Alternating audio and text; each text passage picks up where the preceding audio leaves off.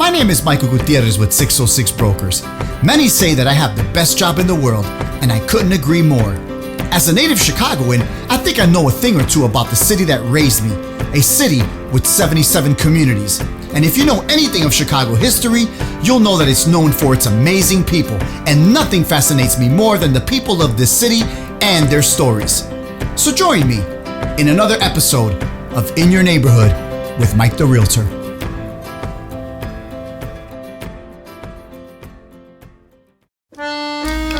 Little Italy, Chicago, a community that's been predominantly Italian since the mid-1800s. By 1927, Italians owned most of the businesses in the area. I was curious to know more about this wonderful community and culture that I should have visited more often as a child. And what better time to visit Little Italy than at the Taylor Street Festival? Meet Mike the Fly Garcia. Fly was not only born and raised in this neighborhood, but it's the neighborhood where he discovered his love for boxing. I couldn't wait to hear the stories he had to tell.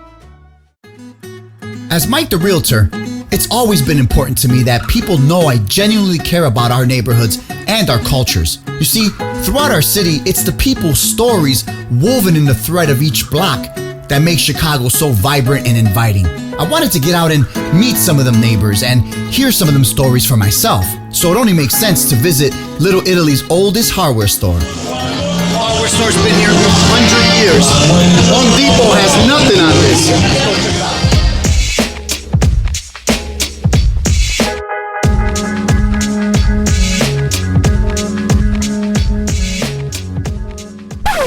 Meet Paulie.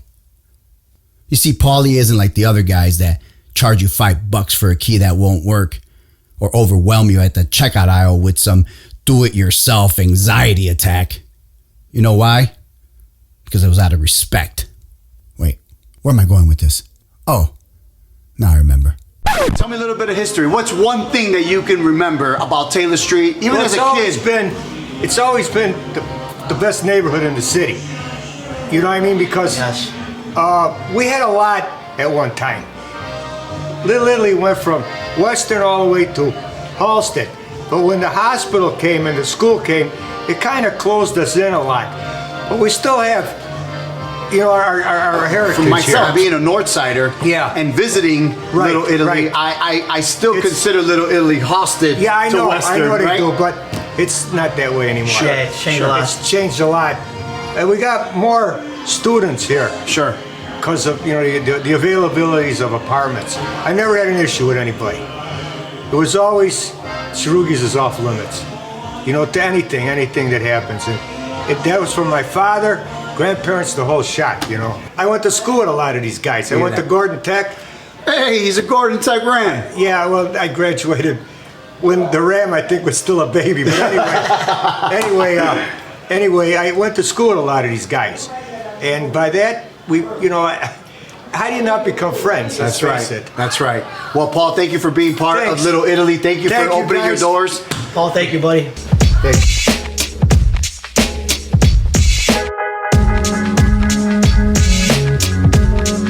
Our next stop is Mike's longtime friend and chef of the iconic Italian restaurant Rosebud. We're about to have some real, authentic Italian food. Watch it. Let's see what Chef Steve has for me. Oh, there you go. There you go. I don't want it. See? Thanks. Oh, I need a napkin. Don't need no napkin. Come on. Oh, look at this. Hi, Dan. Look at this, guys. Meatball sandwich. Can't beat it. Can't beat it. Can't beat it. We're gonna get a little pasta there. A little rigatoni. What do you think? Huh? You come back, I'll give you a bunch of them to go home with you. I was growing eager to sit with Fly and learn more about his career and his life in Little Italy.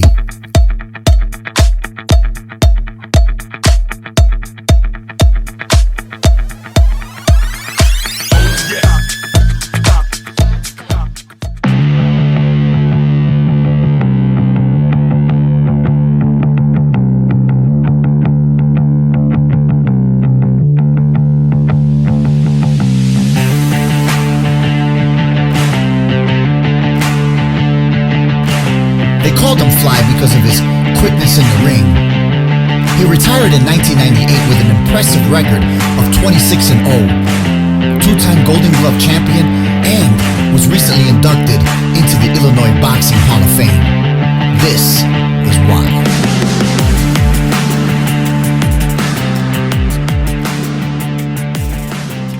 When did you start boxing and what got you into boxing? So the guy there, Primo La Casa, who would teach boxing 3 nights a week, and all my friends, we signed up for everything. And first day there, you put the mouthpiece on, gloves, and they match up with a kid and you're sparring. So many people don't know that you actually fought Oscar De La Hoya. Yeah, back in 1989 National Golden Gloves. I was the 125 representative. So the first night I beat a kid from Minnesota, Oscar beat a kid from Milwaukee. Second night we could be paired. But he ended up winning the tournament, and from that point on, back in 89, after he won the National Golden Gloves, they already predicted him. That's how much he shined in that tournament to go to the Olympics in 92 and win the gold medal. What happened in between you losing to De La Hoya and then going pro? I know you took a break of some sort. Yeah, I took a little break again. You get tired of things, you want to hang out with your friends, and you missed out on something. I took a little break, and then my father got sick, and he passed away in June of 1990. And Sorry to hear that. Thank you. It kind of made me realize how short life can be. If I could have one pro fight, I'll fulfill my dream. And luckily, I turned pro in 92. I came back, won the Golden Gloves again in 92. My trainer's like, let's go to Golden Gloves again. Win that, hopefully, if we go to Nationals, if you win that, at least they'll know who you are. You might make more money turning pro. And it didn't work out that way. We ended up losing again in the Nationals. I won my first fight. And that year, they hosted it in Chicago, which was nice, at the Rosemont Horizon. Nice. So I won my first fight. In front of your home. Yeah, I town. lost to a kid from New York City who went to the championship. But then in that fall, October 3rd, I think 1992, I turned pro. Speaking of pro, you're 26-0. Yeah. 26-0. Yeah. I mean, that's impressive. Thank you. What made you call it quits? My son was born, and then I opened up a restaurant. So a lot of things were a factor. Put too much on my plate, I think. Right. And how do you give back to the boxing community today? And David Diaz was one of my first pro fighters that I helped out. Yeah, I know David. And He's actually a realtor too. yes, David one time was working out, and his manager at the time, Mr. Strickland, was my cut man. Mr. Strickland and my trainer were good friends, very good friends, and they were at the gym, and I seen David doing something, and I gave him a little instruction to do it, and he liked what I said. And years later, when we were at the gym, he asked me to hold the mitts for him one day. He liked the way I held mitts, and Strickland knew me, so it was kind of easy. We gelled into it. Yeah, that's nice. And then it snowballed. So that's when you know that Yeah. it's meant to be. So- What about women? Are they yeah, training women? Yes, yeah. In my gym, we did have women taking the classes, and believe me, some classes were more. There was more women than men because again, they like the results, and they're not just looking to fight, but they just wanted to work out and they loved it. As far as Little Italy, growing up on Taylor Street. Now, I thought you were half Italian. You know, I'm all Mexican. You're all Mexican Yeah. in an all Italian culture and context. How was that? Well, growing up, there was mostly Italian, but again, there was a lot of Hispanics, Mexicans, some Irish. But again, we didn't look at it that way. We were all family and friends. We all looked out for each other. beautiful. Everyone's parents were there. Again, no one ever looked at somebody different like, oh, he's a spick or whatever. Everyone treated everybody great. Sure. When you took off the gloves for good, do you feel like it was premature? It's hard to say. You could say yes, you could say no. Do you still wish you could do it? All the time. You always wish you wanted to do something that you love doing. So, Mike, before I leave, what is this game that you're going to go play? Because I know that you're in charge of it. What's this called? What is this game It's called about? Mora. It's an Italian game. For instance, you throw 2 fingers out, right? Okay. And you say 4. Okay. You're anticipating I'm going to throw 2. I might throw 3 fingers out and say 5. So you say you're 4 with 2 fingers. I Okay. say 5. 5. 4. See, now I got the point. 3 plus 2 is 5. So you're hoping that I throw out Yes. the dude. All right, so let's just do one for the heck of it, right? Because I'm going to win. Before we leave, I'm going to We're win. going to do this in English, right? Okay, ready? Ready? 6. 5. Okay. But you can't throw 5. If you throw 5, you got to say 6 or above. 6 to 10. So I just... Right, if you say I just 5, lost. 4. No, you I got didn't. punched right No, there. you didn't lose, but again, you Okay. just keep going. All right. All right, ready? 6. 6. Okay, keep going. 7. Okay. 2. 8. 10. You got me. Got it. You got it. I beat the fly. You got me. I You beat got the me. fly. You got me. You see that? But see, I can't play in English. It's got to be in. It's got to be Italian. Oh, It throws you off. Throws you off. Mike, thank you so much for your time, man. Appreciate I it. really appreciate it. Thank you. I wish you nothing but the best success in your career and in your marriage with your family. All right, I appreciate you, man. Thank you so much. Thank you. Appreciate it. Have a good day. Absolutely. You too.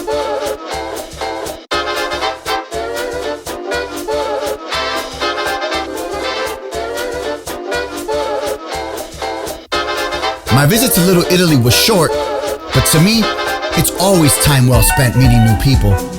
I mean, with so many neighborhoods changing names and identities over the years, Little Italy fights hard to not lose either one of those. With all the big corporations arriving and property values on the rise, the people of this community have bonded even closer, too close to be divided. All things come to an end, but true friendships will never die. We're trying a Nazone. Let's see how it looks on it.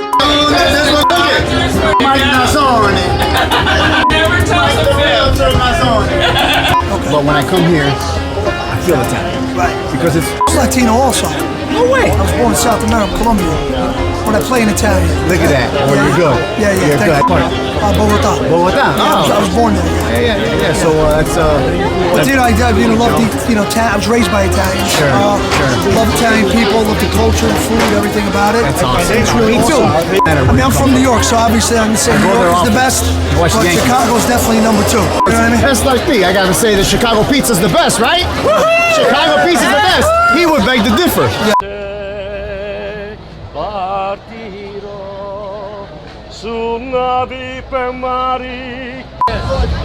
You see that? The fabric of what Little Italy comes from is from people like that. People that were born and raised in this neighborhood. People that will not take another name in lieu of Little Italy. It's Little Italy. Whether it's Taylor and Western to Taylor and Halsted, or whether they want to call it University Village. But for the people here, it will always remain Little Italy. And for Mike the Realtor, it will always remain Little Italy. So long, everybody. I got my jardineras.